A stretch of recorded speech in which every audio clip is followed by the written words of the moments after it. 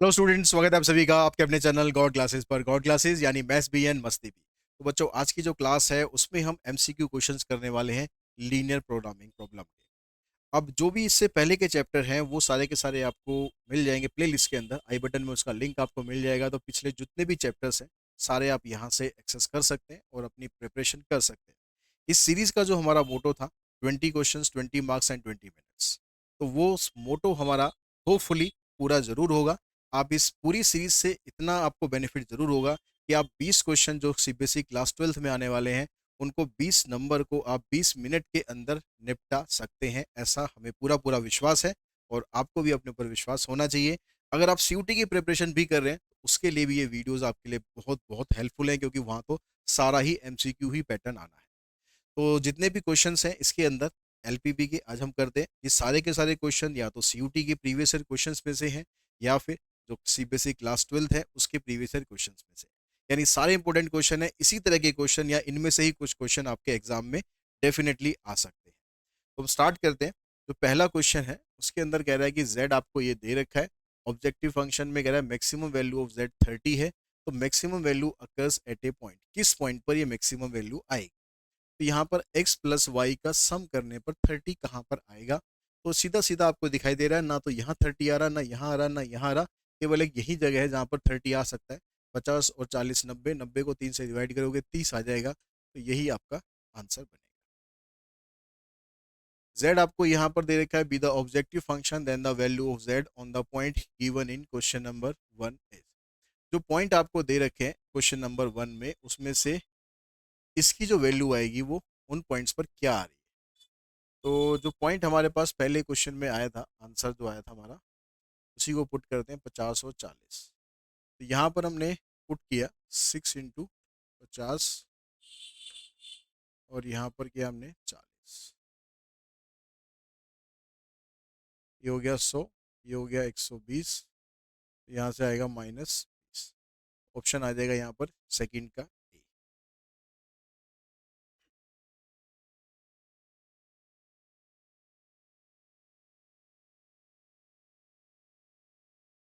यहाँ पर सारे के पॉइंट पर वैल्यू निकालनी है और फिर आपसे मिनिमम या मैक्सिमम कोई एक वैल्यू ये पूछ रहा है। यहाँ पर आई थिंक ये बीच में कुछ मिस है, तो बाकी पॉइंट भी हम निकाल लेते हैं एक बार हमारा ऑप्शन, क्योंकि यहाँ पर कुछ ऐसा स्पेसिफिक तो है नहीं कि आपको मैक्सिमम या मिनिमम क्या पूछिए। दूसरा पॉइंट था हमारा 0 0, 0 0 पे वैल्यू 0 ही आएगी। तीसरा पॉइंट था हमारा 25 और 0, 25 को यहाँ पुट करेंगे तो 25 से 150। और चौथा पॉइंट था हमारा 0 20, 20 को पुट करेंगे तो 180। इसमें से मैक्सिमम वैल्यू आपकी 150 आ रही है। आई थिंक इसके अंदर मैक्सिमम वैल्यू पूछी होगी तो 150 आंसर आएगा, और मिनिमम पूछी होगी तो -180 आंसर आएगा। -180 यहाँ पर है नहीं, तो इसका मतलब आपका ऑप्शन ये बनना चाहिए। यहाँ पर मिनिमम वैल्यू पूछी है 6x + 3y with the objective function, then what is the minimum value of z on the point given in question number 1। अब इसमें -180 हमारा उसमें मिनिमम आ रहा था, लेकिन -180 ऑप्शन में नहीं है। तो माइनस वाली वैल्यू ना तो ये ऑप्शन में है ना ये ऑप्शन में है, तो इन दोनों में से आपके पास जीरो ऑप्शन बन रहा है। तो जीरो यहाँ पर दे रखा है, तो थर्ड का ऑप्शन बनेगा आपका C. The solution of linear programming problem, ये आपको z दिया हुआ है, ये आपको कंस्ट्रेंट्स दे रखे हैं, आपको इसका सॉल्यूशन फाइंड करना है। तो इसका हम ग्राफ बनाते हैं। अगर इसका ग्राफ आपको रफली बना लेना है, तो यहाँ पर x को 0 करते हो तो y की वैल्यू आ जाएगी 9, और y को 0 करते हैं तो x की वैल्यू आएगी 6। ये लाइन आपकी ऐसे आ गई। x यहाँ पर आपको दे रखा है 4, x4 यहाँ पर कहीं आ जाएगा, और y दे रखा है 6, y आपका 6 यहाँ कहीं आ जाएगा। ठीक है, यहाँ भी लेस है, यहाँ भी लेस है, यहाँ भी लेस है, तो ये आपका बनेगा शेडिड पोर्शन। तो कॉर्नर पॉइंट आप निकालेंगे तो ये वाला पॉइंट आपका आ रहा था 40, ये वाला पॉइंट आएगा 06। यहाँ पर x की वैल्यू 4 है, दोनों का सम x की जगह अगर 4 रखता हूँ यहाँ पर इस वाली इक्वेशन में, 4 3 12, 18 में से 12 गए 6, तो y की वैल्यू आ गई 3। तो 4 3, यहाँ पर इस वाले पॉइंट पर y की वैल्यू 6 है, तो 6 दूनी 12, 12 को माइनस करोगे 6 बचेगा, 3 दूनी 6। तो x की वैल्यू 2 है, y की वैल्यू 6 है। तो आपके ये कॉर्नर पॉइंट बनेंगे, एक ये, एक ये, एक ये और एक ये। तो इसमें से आपसे पूछ रहा है यहाँ पर x और y की जो वैल्यू है, और उस पर z आपका, सब पर z भी निकालना पड़ेगा ना। चलो 2 6 पर निकालते हैं, 2 6 पर z निकालते हैं। z आएगा यहाँ से, देखो 3 दूनी 6, 6 पंजे 30, 36। z 36 आ रहा है, किस पर आ रहा है, 2 पर आ रहा है, 6 पर आ रहा है। तो यही आपका ऑप्शन बनेगा। ठीक है, बाकी चेक करने की जरूरत नहीं। The maximum value of the objective function subject to constraint this and this. तो ये जो कंस्ट्रेंट है इसका ग्राफ आप बनाते हैं। तो एक्स की वैल्यू 0, वाई की वैल्यू 1 आएगी। वाई की 0 करते हैं तो एक्स की -1 आएगी। यहाँ पर x0 तो y0 मतलब एक ही आ जाएगा, और x1 तो y1 एक ही आ जाएगा। इसमें यहाँ पर लेस देन का साइन है, तो लेस देन का साइन, तो अगर आप 0 0 यहाँ पुट करोगे तो 0 लेस देन इक्वल्स टू -1, तो ये तो स्टेटमेंट फॉल्स हो गई। 0 तो -1 से बड़ा होता है, तो इसका शेड इधर जाएगा। इसका शेड चेक करने के लिए आप 0 1 को यहाँ पर डाल के चेक कर लो। 0 1 यहाँ पर डालते हैं तो आएगा 1 लेस देन इक्वल्स टू 0, तो ये भी फॉल्स आ रहा है। इसका शेड इधर जाएगा, तो दोनों में कोई कॉमन शेड नहीं आ रहा है, तो maximum value does not exist. Fifth का जो ऑप्शन है ये आएगा डी। सिक्स में देखो, सिक्स में आपके पास which of the following is not a corner point of the feasible set. इसमें से कौन सा कॉर्नर पॉइंट नहीं है, तो हमें ये बताना है जो नहीं है। तो यहाँ पर ये जो पॉइंट ये है ना, ये इनको हम डाल के चेक कर लेते हैं कि कौन सा ऐसा पॉइंट है जो इनमें से किसी भी इक्वेशन को सेटिस्फाई नहीं कर रहा। तो जैसे ये वाला पॉइंट अगर मैं डालता हूँ पहली वाली इक्वेशन में, वहाँ पर है 3x, तो 24 3 72। यहाँ मैं डालता हूँ 96 डिवाइडेड बाई 7, 6 और 2 8, 9 और 7 16, 7 दूनी 14, 7 चौक 28, 24 आ रहा है। तो मतलब ये तो सेटिस्फाई करेगा किसी ना किसी को, तो ये हमारा आंसर नहीं होगा। तो मेरे ख्याल यही हमारा आंसर बनना चाहिए, क्योंकि 33/7 यहाँ पर आ रहा है। तो 33/7 इस वाली इक्वेशन को तो एग्जिस्ट करेगा। ठीक है, इसको भी एक बार चेक कर लेते हैं। देखिए 24 अट्ठे 8 चौक 32, 8 दूनी 16 और 3 19, 6 3 18, 6 3 18 और 1 19, 8 और 2 10, 9 9 18 19, 2 और 1 3। 7 से अगर मैं इसको डिवाइड करता हूँ तो 48 तो नहीं बनेगा, मतलब यही मेरा ऑप्शन बनना चाहिए।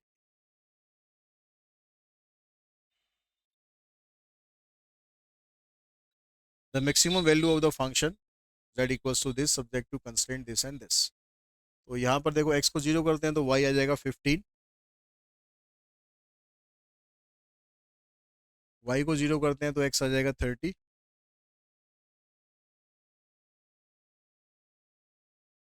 यहाँ पर x को 0 करते हैं तो y आएगा 50, और y को करते हैं तो x आएगा 25। दोनों में लेस लेस का साइन है, तो ये वाला पोर्शन आपका शेडिड होगा। तो ये पॉइंट आपको चाहिएगा, ये पॉइंट आएगा आपका जहाँ से दोनों इक्वेशन को आप सिंप्लीफाई करेंगे। तो मैं इस वाली को अगर 2 से मल्टीप्लाई कर लूँ तो आ जाएगा 2x 4y और 60, 2x y 50, साइन चेंज करोगे तो 3y इक्वल्स टू में 10। तो y की वैल्यू आएगी 10/3। y की वैल्यू 10/3 अगर मैं डाल दूँ यहाँ पर,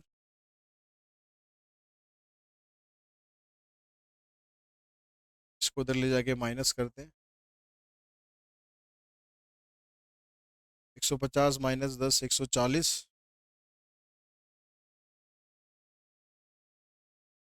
x आ गया 70/3। तो ये जो पॉइंट है आपका 70/3 और 10/3। ठीक है, ये 0 0 है। तो मैक्सिमम वैल्यू इस पर तो निकलेगी नहीं, इसको तो छोड़िए।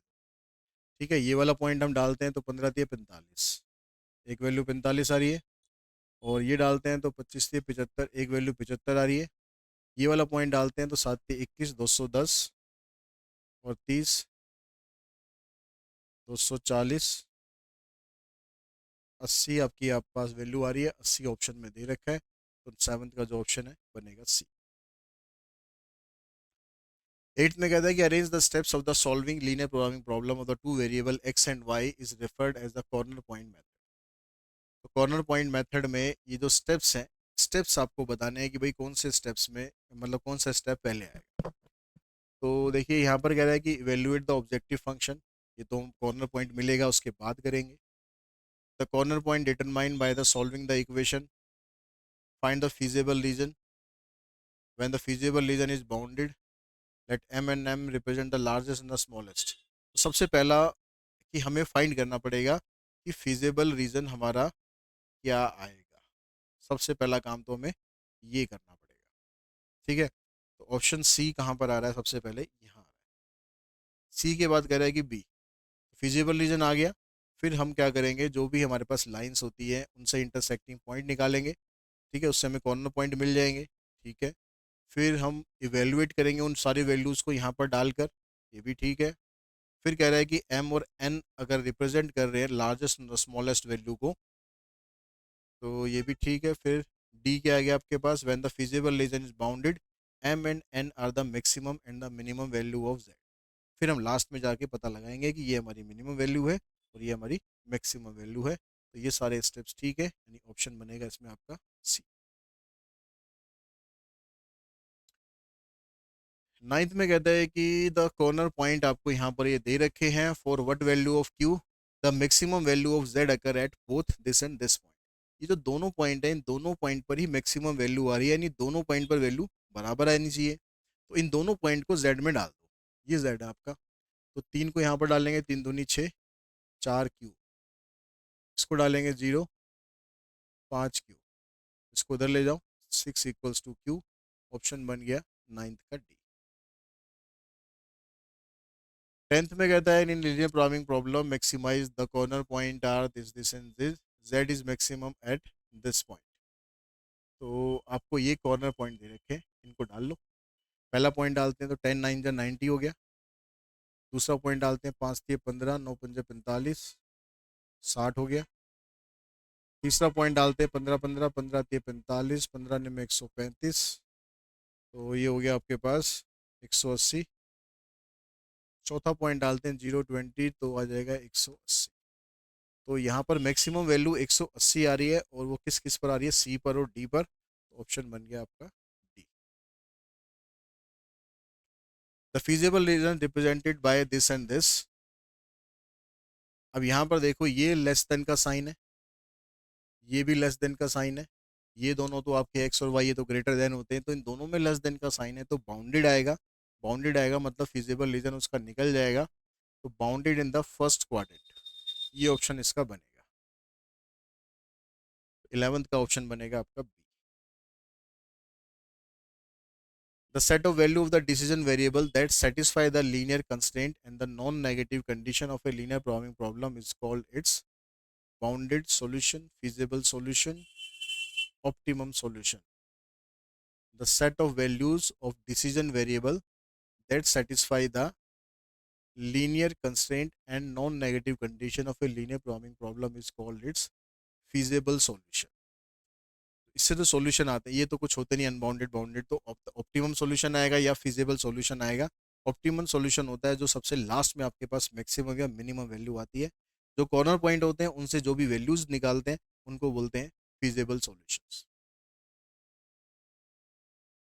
यहाँ पर भी कॉर्नर पॉइंट आपको दे रखे हैं, कंडीशन आपको बतानी है, और ये कह रहा है कि maximum of Z occur at this and this point. तो पीछे हमने जो क्वेश्चन करा था उसमें क्यू की वैल्यू निकालनी थी, यहाँ पर कंडीशन बतानी। तो इन दोनों वैल्यूज को जेड में डाल दो, यहाँ डालोगे इसको 15p हो जाएगा, 15q हो जाएगा। यहाँ पर डालेंगे जीरो हो जाएगा, और ये दस आ जाएगा 20q।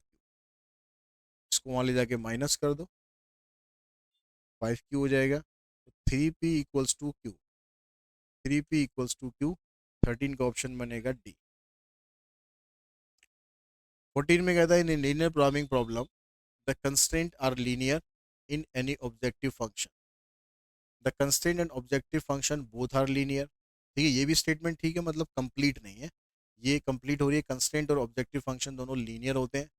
कंस्ट्रेंट आर लीनियर और क्वाड्रेटिक नहीं, only one of them constraint objective function is linear, ये भी नहीं। तो बेस्ट ऑप्शन इसमें आपका 14 का बी बनता है। 15 में देखिए कह रहा है कि all point lying inside the triangle form by the point this and this satisfy, इसमें से कौन सी इक्वेशन आपकी सेटिस्फाई इसको कर रही है, ये बताना है। तो आपके पास जो पॉइंट है 50 है, -1 2, एक्स की वैल्यू -1, वाई की वैल्यू 2, और 1 3 1 3, ये आपके पास एक ट्राइंगल बन रहा है। ठीक है, अब ये कह रहा है आपसे all point lying inside the triangle found by the point this and this satisfy. तो आप यहाँ से इक्वेशन देखो कौन कौन सी बनेगी, और जो शेडेड, जो इसके अंदर वाला पोर्शन है, ये हमारा शेडेड है। ठीक है, मतलब इस लाइन के हिसाब से हम देखेंगे तो इधर आना चाहिए, इस लाइन के हिसाब से देखेंगे तो उधर शेड होना चाहिए, इस लाइन के हिसाब से देखेंगे तो ओरिजिन की तरफ शेड होना चाहिए। तो पहले तो इसकी इक्वेशन हमें देखनी पड़ेगी, इक्वेशन आपकी कौन कौन सी बन रही हैं। तो मैं पहले मान लेता हूँ इसको ए, इसको बी, इसको सी। तो 2 पॉइंट फॉर्म से अगर हम इक्वेशन बनाएं, तो यहाँ से देखो इक्वेशन क्या बनी। इक्वेशन के लिए फार्मूला कौन सा लगाएंगे 2 पॉइंट का, y - y1, y2 - y1, x2 - x1, x - x1। ठीक है, तो ए बी की अगर मैं बनाता हूँ इक्वेशन, तो y - y1, तो 2 - 0, सॉरी y - y1, फिर यहाँ पर आ जाएगा 2 - 0, फिर -1 - 5, x - 5। हम यहाँ पर ले रहे हैं y2 - y1, ये y2 ले रहे हैं, ये y1 ले रहे हैं, तो ये x2 हो गया, ये x1 हो गया। ठीक, तो ये हो जाएगा आपके पास 2/-6 यानी -1/3, 3y -x प्लस में 5, x प्लस में 3y = 5। तो ये वाली इक्वेशन है। अब इसमें अवे फ्रॉम ओरिजिन जा रहा है, तो यहाँ पर साइन होना चाहिए ग्रेटर देन का। ठीक है, ग्रेटर देन और इक्वल्स टू साथ में लगाओ या मत लगाओ, x + 3y 5 है क्या यहाँ पर? यहाँ पर नहीं। तो मतलब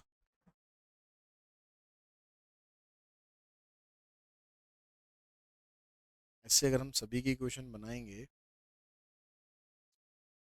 तो टाइम लगेगा ज़्यादा। तो बेटर है कि हम इन इक्वेशन को पॉइंट से सेटिस्फाई करके देख लेते हैं, वो मेरे ख्याल आसान रहेगा। इसको हटाओ। पहला आपके पास है ये इक्वेशन। अब इस ये इक्वेशन में ग्रेटर देन है, तो ग्रेटर देन मतलब ये इस वाले पॉइंट को सेटिस्फाई करनी चाहिए। ठीक है, क्योंकि ये अवे फ्रॉम ओरिजिन है, तो इस दोनों पॉइंट को सेटिस्फाई करनी चाहिए लाइन। तो -1 2 अगर हम यहाँ पर डालते हैं, तो यहाँ पर आ गया आपके पास -3, 2 2 4, -18। तो ये वाली वैल्यू माइनस में आएगी, तो ये जीरो से बड़ी नहीं होगी। तो मतलब ए तो हमारा ऑप्शन में नहीं आएगा। ए हमारे ऑप्शन में नहीं आएगा, मतलब ये तो ऑप्शन हमारा खत्म। बी को देखो, अगर मैं यहाँ पर डालता हूँ इस वैल्यू को, -3 और 2 2 4, तो ये इसको सेटिस्फाई कर रहा है। 5 यहाँ पर डालता हूँ, 5 3 15, ये भी सेटिस्फाई कर रही है। तो ये वाली इक्वेशन सेटिस्फाई कर सकती है बी। तो बी आपके पास इसमें है और इसमें है। सी को चेक करो पहले। सी यहाँ पर लेस देन का साइन है, तो लेस देन का साइन है तो या तो ये इसकी इक्वेशन होनी चाहिए या फिर ये इसकी इक्वेशन होनी चाहिए। मतलब पहले 1 3 को चेक करो सेटिस्फाई करेगा क्या। तो x की जगह 1 अगर डाला यहाँ पर 1, तो 2 + 13, 2 + 3 + 13 जो भी वैल्यू आएगी वो ग्रेटर देन 0 आएगी, मतलब ये सेटिस्फाई नहीं करेगा। तो फिर ये भी आपका नहीं हुआ, तो मतलब ऑप्शन बचा आपके पास डी। तो 15 का ऑप्शन बनना चाहिए हमारा D. The feasible region for an LPP shown below this with the objective function maximum value of z occur at। Point आपको दे रखे, 0 6 वहां पर डालोगे तो इस पर वैल्यू बनेगी -24। ठीक है, 5 4, 5 4, 5 3 15 और 4 4 16, -1 हो गई। 4 और 8 डालेंगे, 4 3 12, 8 4 32, तो ये आ जाएगा -20। ये डालेंगे 4 3 12, तो मैक्सिमम ये वाली वैल्यू बन रही है। ऑप्शन बनेगा 16 का D.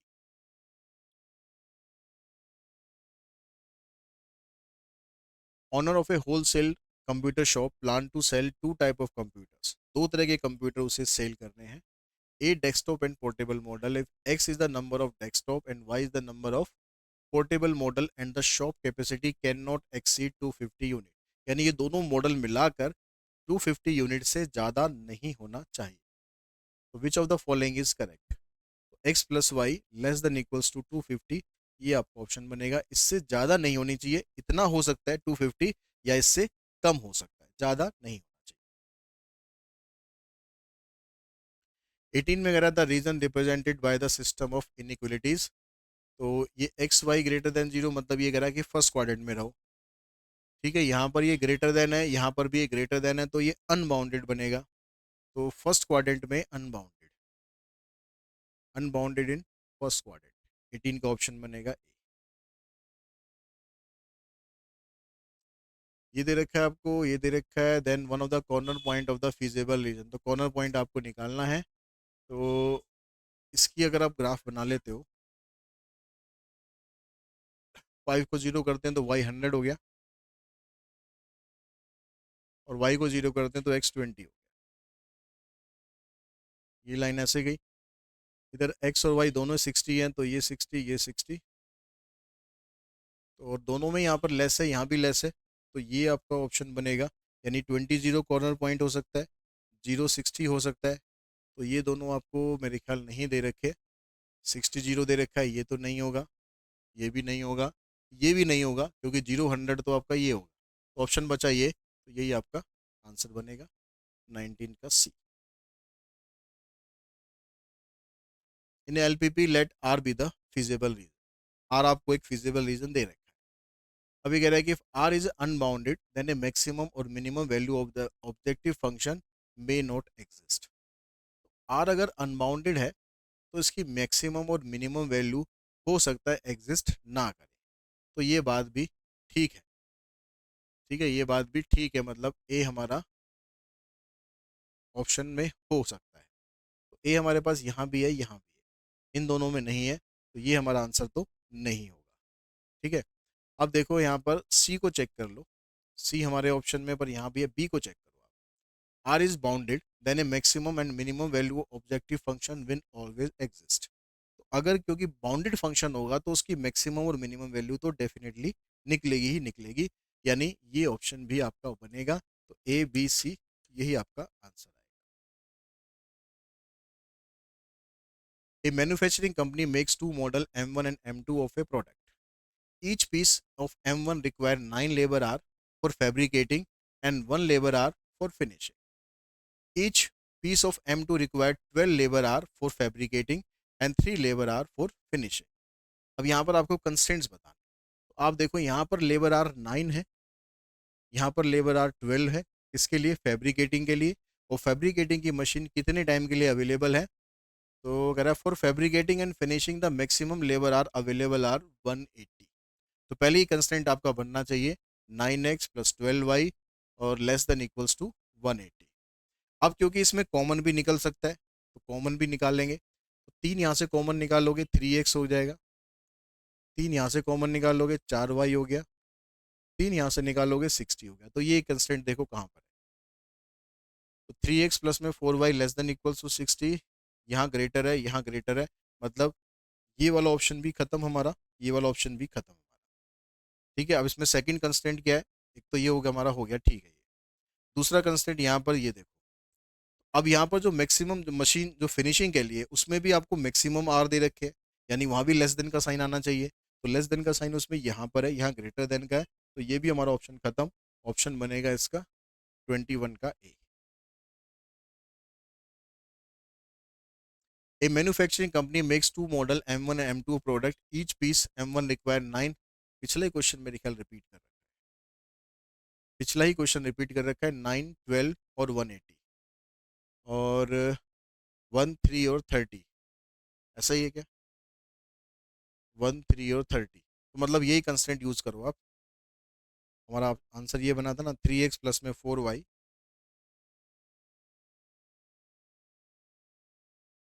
Less than equals to 60, x plus 3y less than equals to 30,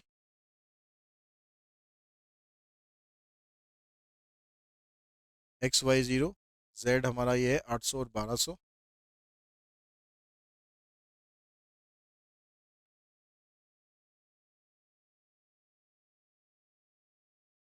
graph बनाओ इसका। अब ये पूछ क्या रहा है हमसे, द मैक्सिमम प्रॉफिट पूछ रहा है। तो एक्स को जीरो करते हैं तो वाई आ जाएगा 15, और वाई को जीरो करते हैं तो एक्स आ जाएगा 20,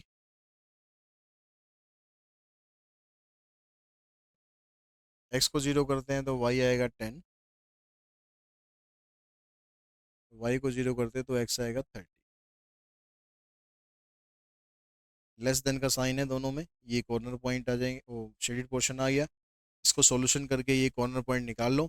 सॉल्यूशन करेंगे तो इसको 3 से मल्टीप्लाई कर लेते हैं, तो ये आ जाएगा आपके पास 3x, 3 3 9, और यहाँ पर आ गया 90।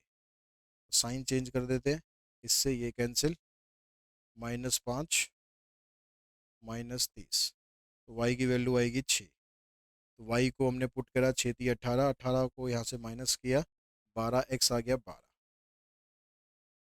एक पॉइंट आ गया आपके पास 12 और 6। अब मैक्सिमम वैल्यू पूछ रहा है तो 0 0 पर तो मैक्सिमम आएगी। 12 6 हो गया,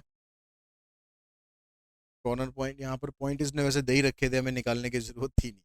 ठीक है, निकालने की जरूरत नहीं थी, कॉर्नर पॉइंट दे ही रखे। तो देखो 12 और 6 डाल के देखो, जेड हमारा ये था, 12 8 96,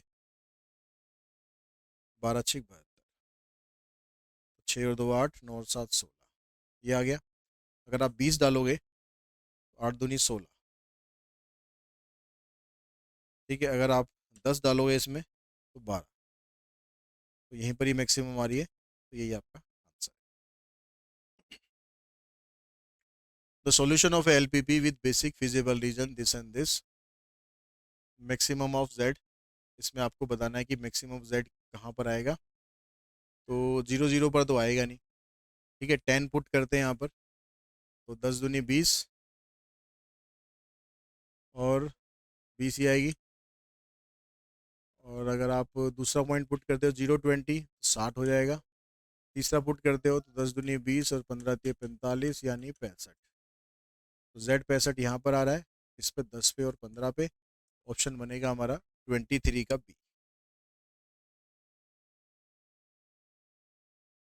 यहाँ पर कह रहा था programming problem subject to condition this and this. तो यहाँ पर ये कह रहा था जीरो, इस तरह से लिखा हुआ है ना, ये यहाँ तक है, तो इसको आप ऐसे लिख लो, X greater than equals to zero और X less than equals to 3। ऐसे ही आप इसको लिखो, Y greater than equals to zero and Y less than equals to 4। तो यहाँ पर एक्स की वैल्यू 3 इधर आ जाएगी, वाई की वैल्यू 4 इधर आ जाएगी, ये पॉइंट आएगा आपका 3 और 4। ये 3 0 रहेगा, ये 0 4 रहेगा, और क्योंकि लेस का साइन है तो ये आपका शेडेड रहेगा। अब कह रहा है कि एलपीपी नहीं है, ऐसा तो नहीं है कि एलपीपी तो ये है ही, एलपीपी विद अनबाउंडेड, अनबाउंडेड भी नहीं है। मैक्सिमम वैल्यू जेड आएगी इसकी 18, तो 3 पर अगर रखते हैं हम यहाँ पर, जेड कितना है इसका, ये है, तो 3 दूनी 6 और 4 तिये 12, 12 और 6 18, तो मैक्सिमम वैल्यू इसकी 18 आ रही है, तो ये 24 का ऑप्शन बनेगा आपका सी।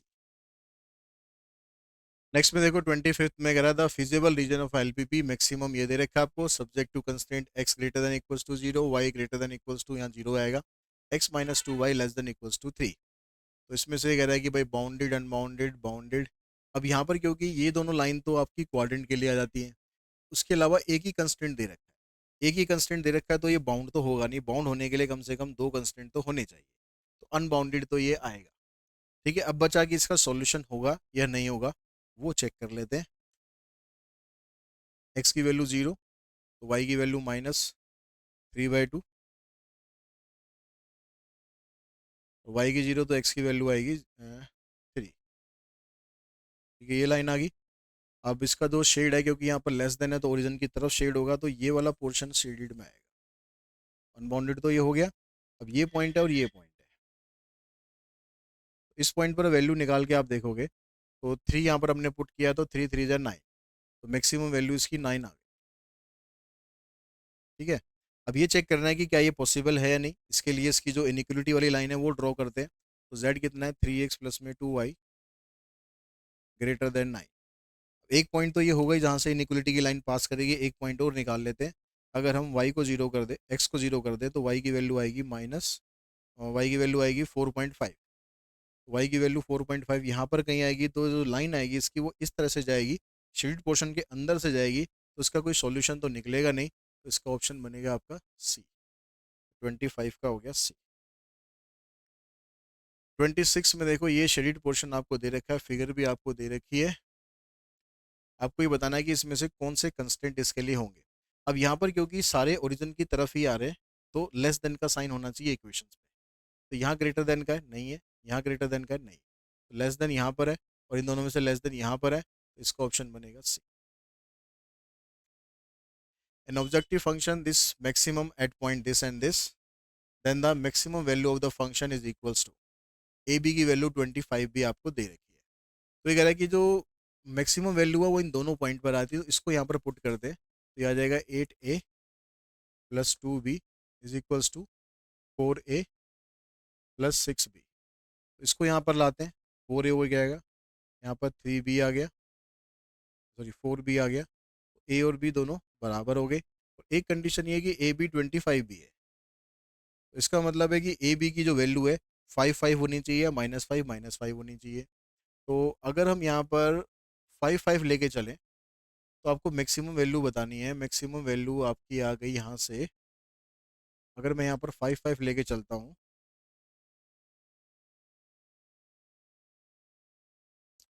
5x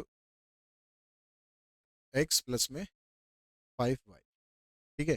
अब यहाँ पर जो मैक्सिमम वैल्यू आ रही है इन दोनों पॉइंट पर आ रही है, तो यहाँ पर हमने पुट करा 8 पंजे 40, 5 दूनी 10, 40 और 10 50। तो इसकी जो मैक्सिमम वैल्यू है वो आएगी आपकी 50। माइनस में तो ये है नहीं, तो प्लस वाली वैल्यू ही हम यहाँ पर लेंगे। तो 27 का ऑप्शन बनेगा बी। 28 में देखो, यहाँ पर कहता है आपके पास ये कंस्टेंट दे रखे हैं, ये इसके कॉर्नर पॉइंट भी दे दिए, ऑब्जेक्टिव फंक्शन भी दे दिया, maximum value on the line segment A B, then the relation between a and b. A b जो हमारे पास पॉइंट है, इसके ऊपर इसकी मैक्सिमम वैल्यू आ रही है। तो इसके ऊपर मैक्सिमम वैल्यू आने का मतलब है कि जो ए वाला जो पॉइंट है और बी वाला पॉइंट है, दोनों पर ही इसकी वैल्यू मैक्सिमम आएगी। तो हम यहाँ पर ए की जगह पुट कर देते हैं 0। ये हो जाएगा आपके पास, एक्स की जगह पुट करेंगे तो ये तो हो जाएगा 0। वाई की जगह करेंगे यहाँ पर हम 8, तो 8b। यहाँ पर 4 पुट करेंगे तो आ जाएगा 4a। तो यहाँ से आप 4 कॉमन निकाल दो, 2b इक्वल्स टू में a, 2b इक्वल्स टू में a, ऑप्शन बनेगा इसका बी। क्वेश्चन नंबर 29 में देखो, एक person wants invest an amount of ₹75,000। एक पर्सन जो है 75,000 इन्वेस्ट करना चाहता है, मतलब उससे ज़्यादा तो वो कर नहीं सकता। तो 75,000 के सामने जो साइन आएगा वो लेस देन का होना चाहिए। तो 75,000 यहाँ पर है, यहाँ पर लेस देन का साइन देखो, एक तो यहाँ पर है और एक यहाँ पर है। तो आपके ये दोनों ऑप्शन तो खत्म हो गए। ठीक है। अब यहाँ पर बाकी इक्वेशंस में से देखो क्या डिफरेंस कहाँ पर है। यहाँ पर ये सेम है, यहाँ पर ये सेम है, और यहाँ पर ये भी सेम है, ये भी सेम है। ये दोनों अलग है। ये आपका आंसर डिसाइड करेगा कि क्या आएगा। और ये लाइन आपकी आ रही है कहाँ पर, यहाँ पर देखो, ही wants that his investment in plan A is less than or equals to his investment in plan B। यानी ए में जो वो इन्वेस्ट करेगा less than equals to investment in B. तो X less than equals to Y यहाँ पर दे रखा है, तो आपका ऑप्शन बन गया D. Region represented by this and this, अगर ये दोनों होते हैं तो आंसर आपका हमेशा फर्स्ट क्वाड्रेंट में ही आता है।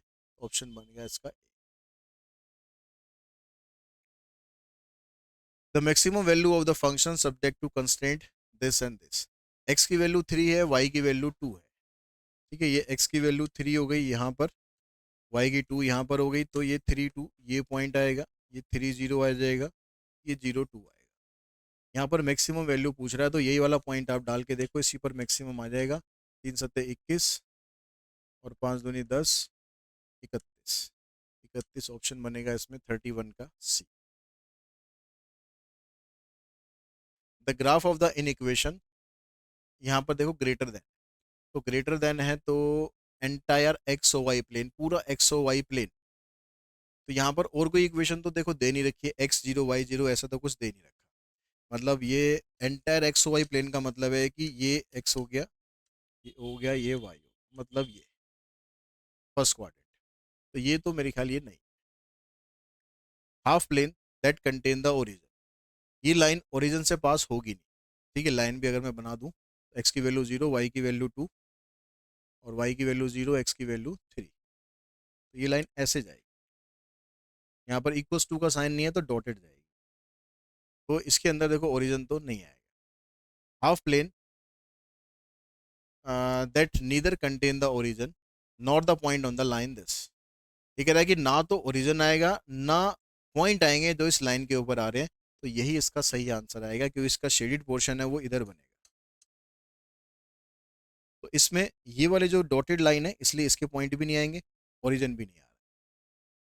ठीक है, तो यहाँ पर कह रहा है होल एक्स वाई प्लेन, तो ये तो एक्स वाई प्लेन से बाहर जा रहा है, तो इसका यही ऑप्शन बनेगा 32 का सी। In LPP, the objective function this has the same maximum value on the two corner point of the feasible region than the number of point at which maximum value of z occur. जब हमारे पास दो point आते हैं जिन पर same value आ जाती है, चाहे maximum हो चाहे मिनिमम, तो हम ये कहते हैं कि भाई उन दो पॉइंट पर मैक्सिमम या मिनिमम नहीं है। हम ये कहते हैं कि उस दो पॉइंट से लाइन सेगमेंट जो बन रहा है उस पर जितने भी पॉइंट है सभी पर हमारा आंसर आ सकता है, यानी पॉइंट आएंगे आपके पास infinite. The number of solution of an LPP to minimise under the constant this and this, तो ये तो आपको चेक करना पड़ेगा। एक्स प्लस वाई 8 है यहाँ पर, तो x zero y 8 y zero x 8, ये लाइन आ गई। ग्रेटर देन का साइन है तो ये बाहर इसका शेड होगा। एक्स की वैल्यू 0, वाई की वैल्यू आएगी 3, वाई की वैल्यू 0, एक्स की वैल्यू आएगी 5। तो ये ऐसे लाइन आ गई। इसका तो शेड है क्योंकि यहाँ लेस देन का साइन है तो इसका शेड आएगा इधर, इसका शेड जा रहा है बाहर। ठीक है, अगर इनमें कॉमन कुछ आएगा तो ये यहाँ कहीं जाके आएगा, लेकिन ये हम ले नहीं सकते क्योंकि ये दोनों दे रखे हैं। तो फर्स्ट क्वाड्रेंट में ही हमें देखना है। तो कुछ भी नहीं आ रहा तो इसका मतलब है कि इसमें आप सॉल्यूशन नहीं निकाल सकते। तो 34 का ऑप्शन बनेगा डी। यहाँ पर आपसे मैक्सिमम वैल्यू पूछ रहा है, तो इसकी अगर आप लाइन ड्रॉ करते हो तो x zero y 40, y zero x 40, ये लाइन आ जाएगी। इसमें x zero y 30, y zero x 60, दोनों में ही लेस का साइन है, ये इसका शेडेड बनेगा। कॉर्नर पॉइंट ये हो गया, ये हो गया, ये हो गया, ये वाला निकाल लेते हैं। X plus y equals to 40 है, x plus 2 y equals to 60 है। इसमें से अगर हम उसको माइनस करेंगे एक्स से एक्स कट जाएगा, 2 वाई माइनस वाई वाई बचेगा, 60 माइनस 40 20 बचेगा, तो वाई की वैल्यू 20 आएगी, वाई 20 आएगा तो एक्स भी 20 आ जाएगा। अब यहाँ पर ये कॉर्नर पॉइंट पहले यही डाल के देखो आप जेड में, 20 × 30 = 60, 20 × 4 = 80, 140, यही आपका ऑप्शन बनना चाहिए क्योंकि बाकियों से नहीं निकलेगा। देखो 30 को यहाँ डालोगे 120 आएगा, 40 को डालोगे यहाँ पर तो भी 120 आएगा, तो 140 आपका राइट आंसर आ रहा है। मैक्सिमम वैल्यू पूछ रहा है, तो 35 का ऑप्शन बना। 36 में कह रहा था ग्राफ ऑफ द इक्वेशन, ये पीछे जो क्वेश्चन किया था हमने लगभग ये उसी टाइप का ही क्वेश्चन है, ग्रेटर देन का ही साइन है, इक्वल्स टू का साइन यहाँ पर साथ में नहीं है। तो इसमें आया था हमारा half plane that neither contain the origin nor the point on the line this. ठीक है, ये दोनों क्वेश्चन सीबीएसई के ही थे जो कि रिपीट हुए हैं। तो इसी क्वेश्चन के साथ ही जो एलपीपी के जो ये सीरीज़ है वो वीडियो है एमसीक्यू वाली, इसको यहीं पर हम फिनिश करते हैं। आई होप इसके सारे क्वेश्चंस आपको समझ में आ गए होंगे और आपको हेल्प मिली होगी कि एमसीक्यू क्वेश्चंस को आपको कैसे डील करना है। तो आज की इस वीडियो में इतना ही। थैंक्स।